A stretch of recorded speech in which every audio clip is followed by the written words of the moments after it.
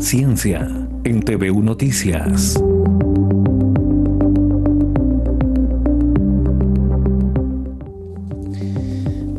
Muy bien, ya estamos de regreso aquí en TVU Noticias, edición central. Corresponde que establezcamos una conversación con la colega Natalia Quiero. Ella es periodista, colega del diario Concepción. ¿Cómo está, Natalia? Gusto saludarle. Hola Hugo, buenas noches, un gusto igual para mí. Natalia Quiero se dedica a reportear ciencia, es especialista en estas materias en el diario Concepción y hoy queremos hablar de un tema bien curioso. Nosotros algo de esto ya hemos reporteado, no en relación al tema específico, pero sí a las consecuencias inesperadas de tener COVID. Entiendo, Natalia, tú me lo confirmas y me lo puedes relatar, por favor. Hay un estudio que se está realizando aquí en la Universidad de Concepción que asocia a las personas que tuvieron COVID y que sanaron, evidentemente, a una posibilidad aparentemente bastante alta de que puedan tener algún grado de resistencia a la insulina.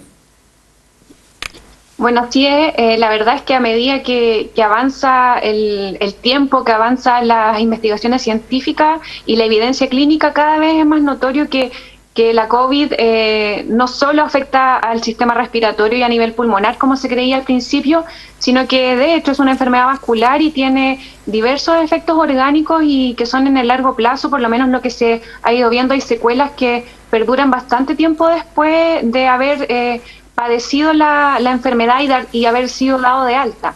En ese sentido, hay un grupo de investigadores de la Universidad de Concepción, de la Facultad de Farmacia, liderados por la doctora en inmunología Estefanía Nova, que el año pasado, en el concurso para la asignación rápida de recursos para proyectos de investigación sobre coronavirus del Ministerio de Ciencia, que comenzaron a ejecutarse el 1 de junio del año pasado, querían estudiar en el fondo cuáles eran las secuelas, primero a nivel pulmonar de haber padecido COVID, pero a medida que fueron avanzando los conocimientos a nivel internacional y también ellos mismos en el estudio, se fueron dando cuenta que quizá había muchas más cosas que estaba generando la COVID a nivel orgánico, y entonces decidieron hacer más exámenes, añadir más parámetros a analizar, y fue en eso que hallaron que a los 6 meses muchas personas que manifestaron no presentar resistencia a la insulina lo estaban presentando a los 6 meses después de haber padecido COVID,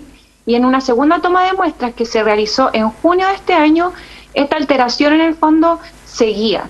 Entonces, ¿qué pasa? Esto hace sospechar de que el SARS-CoV-2 que provoca COVID genera a nivel sistémico probablemente una alteración en el páncreas, que es el órgano que produce la insulina, y que esta alteración puede llevar a la resistencia a la insulina, que a los 12 meses de haber padecido la COVID presentaron más del 60% de las personas que fueron analizadas y que no tenían resistencia a la insulina previo a padecer COVID. Yo entiendo que esto, bueno, 60% es bastante, digamos, pero yo entiendo que este es un estudio que se está realizando hoy, es súper difícil hablar o decir de verdades taxativas, digamos, pero en términos generales son personas que primero hicieron la enfermedad, vale decir que tuvieron sintomatología o que eventualmente se internaron, no lo sé. Los asintomáticos, se me ocurre que ni siquiera entran al estudio porque nunca supieron que tuvieron COVID, pero personas que hicieron la enfermedad, hombres, mujeres por igual, eventualmente esto puede incluso afectar a personas menores de edad, no lo sé. Bueno, sí, bueno, de hecho el estudio trabajó con 60 pacientes que fueron reclutados del complejo Víctor Ríos Ruiz de Los Ángeles. 14 de estos pacientes eran de Concepción, casi por partes iguales, hombres y mujeres, todos menores de 70 años y todos relativamente sanos, porque se entendía que las personas con comorbilidades podían tener secuelas más severas de la enfermedad. Entonces eran casi equilibrados los que padecieron una sintomatología leve, hasta los que padecieron una sintomatología grave, ya que estuvieron internados en unidades de paciente crítico con asistencia ventilatoria.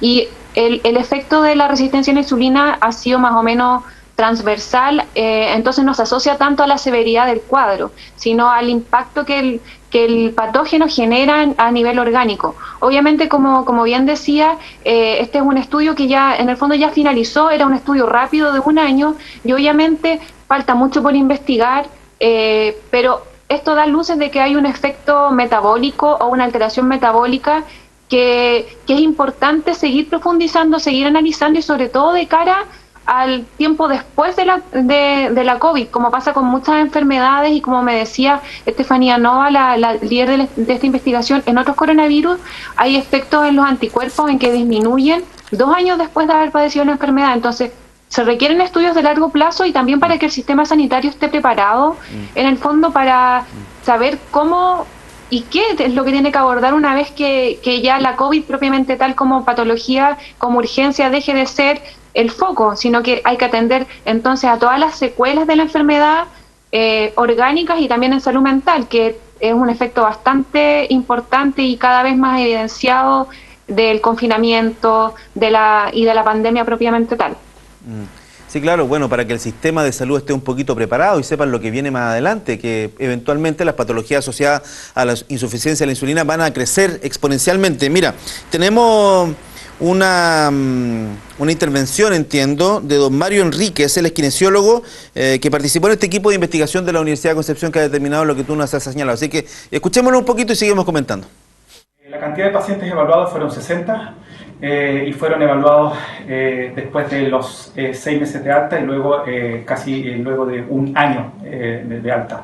Dentro de las secuelas que se encontraron, llama la atención que se encontró una gran cantidad de pacientes con fatiga, secuelas de carácter cognitivo, alteraciones mentales, estrés, ansiedad, insomnio, trastornos del sueño, entre otros. La alteración es la función pulmonar, ya que se evaluó a través de tomografía axial computarizada y también espirometría y examen de LCO. Llama la atención, ¿cierto?, es que luego de casi 6 meses estos pacientes desarrollaron en su mayoría resistencia a la insulina, lo cual nos insta a seguir investigando cuáles son las causas actuales. ¿Existe la posibilidad que haya mucha gente que ahora en esta entrevista, Natalia, se esté enterando de esta circunstancia? ¿Cómo detectar eventualmente? ¿Los pacientes tendrán que ir a consultar o notarán alguna sintomatología asociada? Que, qué raro, ¿por qué me pasa esto? A lo mejor tengo insuficiencia de la insulina. Te lo digo porque, no sé, en la región, ¿cuántos se han contagiado? Decenas de miles de personas, cientos de miles de personas.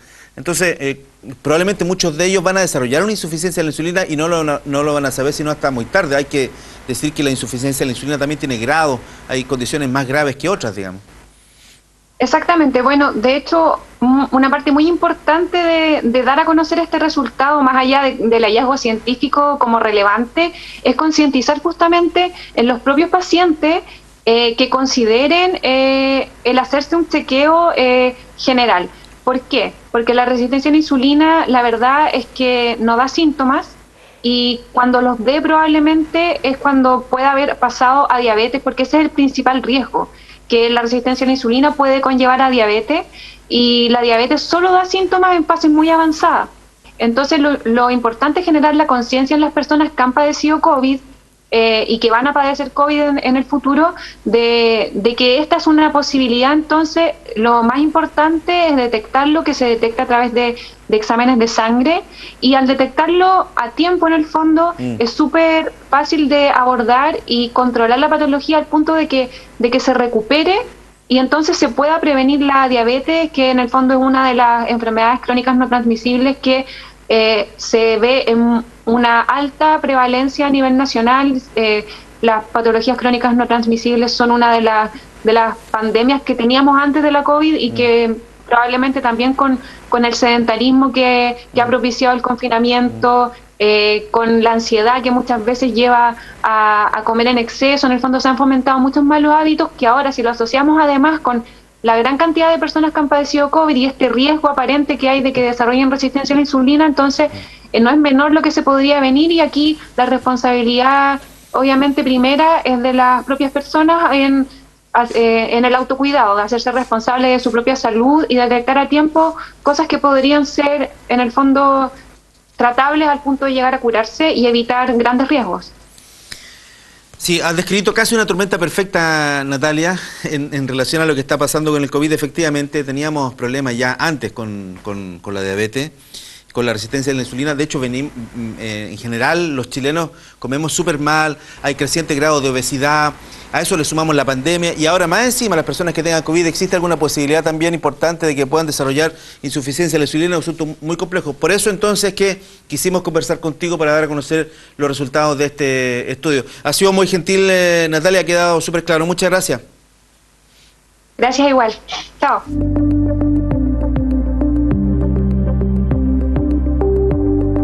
Ciencia en TVU Noticias.